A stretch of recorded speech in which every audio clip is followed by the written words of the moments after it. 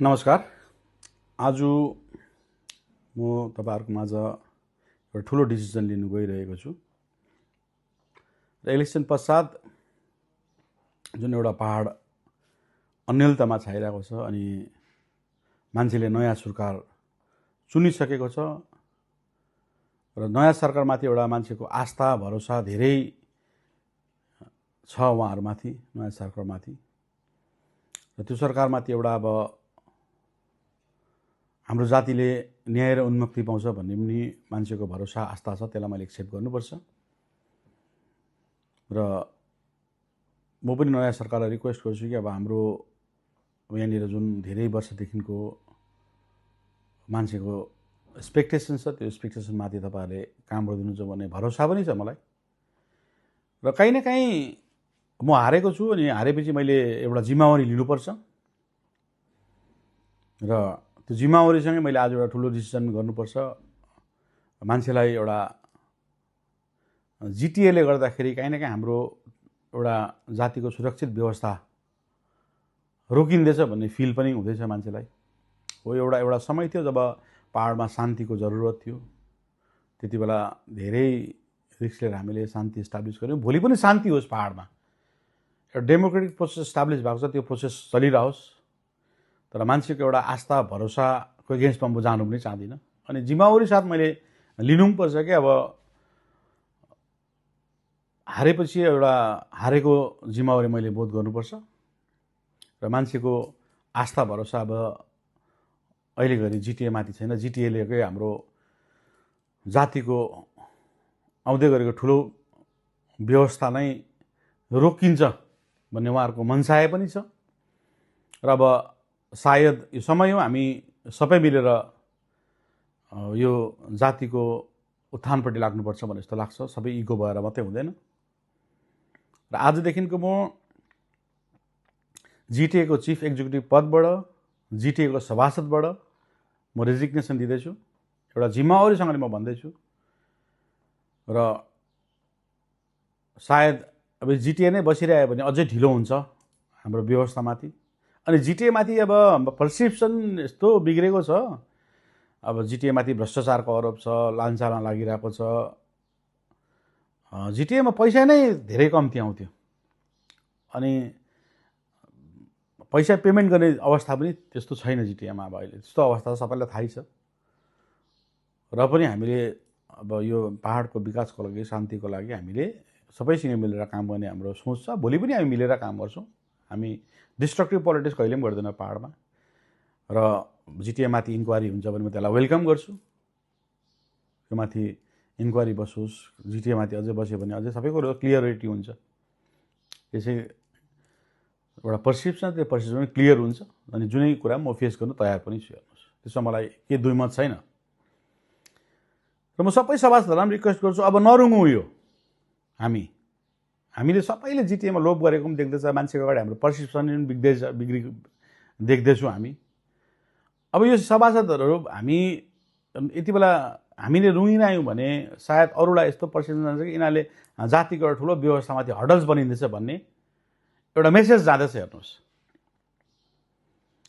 र त्यो मान्छेको एउटा मेसेज गयो भने सायद हामीले सबै सभासदहरु जिटिए त्यागेपछि एउटा एनर्जी आउँछ।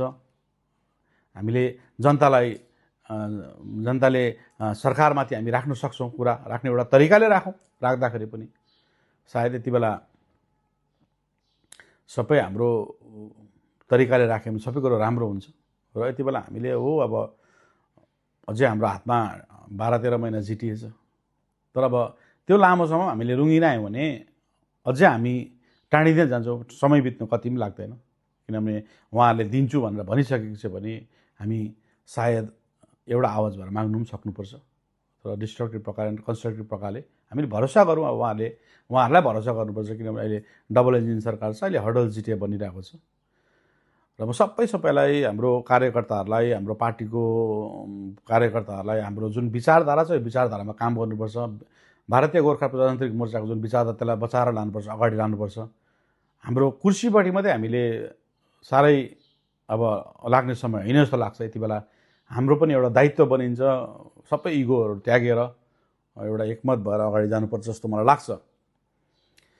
अहिले जो पञ्चायतमा म देख्दैछु घरि यता घरि उता भइरहेको छ।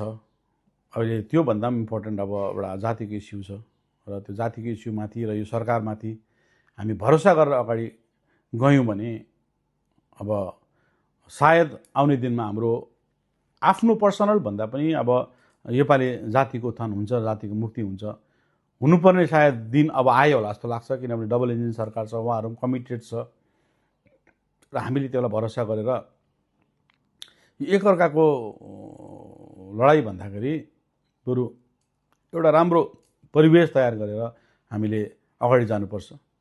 र मैले यो कुर्सीमा बसिरह्यो भने सायद यो परिवेश तयार हुन्छ जस्तो लागेन मलाई। हेर्नुहोस्, त्यही म सबै सभासदहरूलाई म रिक्वेस्ट गर्छु, this is the real time to sacrifice अब चाहिँ जस्तो लाग्छ मलाई। र हो हिजोको विगत दिनमा के भयो कसो भयो त्यो ठिकै छ, अब त्यो राजनीतिक हो, हुन्छ, अब राजनीतिक चलखेल हुन्छ, द्याट इज डन। र यति बेला अब अहिले पनि हामीले हाम्रो सभासदहरूले यो कुर्सीलाई रुँगेर बसिरह्यो भने सायद भोलिको दिनमा जिटिएले गर्दा हाम्रो ठुलो व्यवस्था रोक्यो भन्ने जान्छ। र म सबैलाई अब हिजो जति पनि मलाई तपाईँहरूले सहयोग गर्नुभयो, जति पनि तपाईँहरूले भोट दिएर मलाई जग्गा पाउनुभयो, तपाईँलाई पनि धन्यवाद छु म। र म मेरो कार्यकर्तालाई एउटै भन्छु, भारतीय गोर्खा प्रजातान्त्रिक मोर्चाले हामीले जुन विचारधारा लिएर गएको छौँ यो विचारधारा पसाउनुपर्छ। मैले कुर्सी त्यागेँ भने तपाईँहरू हरेस नहुनुहोस्। यो कुर्सीको त्यागको पछाडि पनि एउटा ठुलो रहस्य छ, ठुलो हामीले उपलब्धि सोचेर जानुपर्छ। जे पनि पोजिटिभ भएर जानुपर्छ। हेर्नुहोस्, पोजिटिभ भाइब र पोजिटिभ एनर्जीले सबै कुरो अगाडि जान्छ। अनि कसैमाथि नेगेटिभ हामी प्रवृत्ति कहिले पनि राखिदिन्थ्यौँ, भोलि पनि नराखौँ। र मेरो कार्यकर्तालाई म यही भन्छु कि अब नयाँ एनर्जी, नयाँ जोस, नयाँ जागरमा काम गरौँ। हिजो जस्तो हामी जोसिलो थियौँ त्यस्तै जोसिलो भएर काम गरौँ। एकअर्कामा मतभेद छ भने त्यो मतभेद राखेर सुल्झौँ र यसलाई अझै अगाडि राम्रोसँग लाउँ। र तपाईँहरूलाई सबैलाई मलाई जति पनि अहिलेसम्म सहयोग गरिदिनु भयो, यो अहदामा पुर्याउनु भएको भयो, तपाईँहरूलाई धन्यवाद छ। र आउने दिनमा पनि तपाईँहरूको लागि म सधैँ काम गरिरहनेछु अनि पोजिटिभ विचार नै काम गर्छु। र तपाईँहरूलाई यही रिक्वेस्ट छ, अब हामी अगाडि आफ्नो जातिको अब दिने सरकार छ दुईपट्टि। हिजोको त्यस्तो थिएन, अब एकपट्टि एउटा सरकार थियो, अर्कोपट्टि अर्को सरकार थियो, सबै पिछेरै काम गरिरहेको थियो। र अब पिछिनु भन्दाखेरि सबैले एउटा आवाज भएर काम गऱ्यो भने सायद हामीले हाम्रो सफलतामाथि हामी पुग्छौँ। र म सभासदहरूलाई पनि तपाईँहरूलाई पनि अब रिक्वेस्ट गर्छु, अब हुन त तपाईँहरूको आफ्नो विचार हो, तपाईँहरूको आफ्नो सोच हो, अब डेमोक्रेटिकमा मैले गर्नु सक्दिनँ। र आजको दिनमा जुन मेरो सोच चाहिँ अब मान्छेले जिटिएमाथि इम्प्रेसन एउटा यसले गर्दाखेरि चाहिँ हाम्रो ठुलो मुद्दा रोकिरहेको छ भन्ने गएको छ। र तपाईँहरूलाई म एउटा मेरो पर्सनल हिसाबमा जिटिए चिफ एक्जिक्युटिभमा हामी सायद सभासदबाट सबैले त्यागेको चाहिँ राम्रो हो भन्दै मेरो यो आज तपाईँहरूलाई विचार यहीँ समाप्त गर्छु। आउने दिनमा सबैको राम्रो होस्, भलो होस्।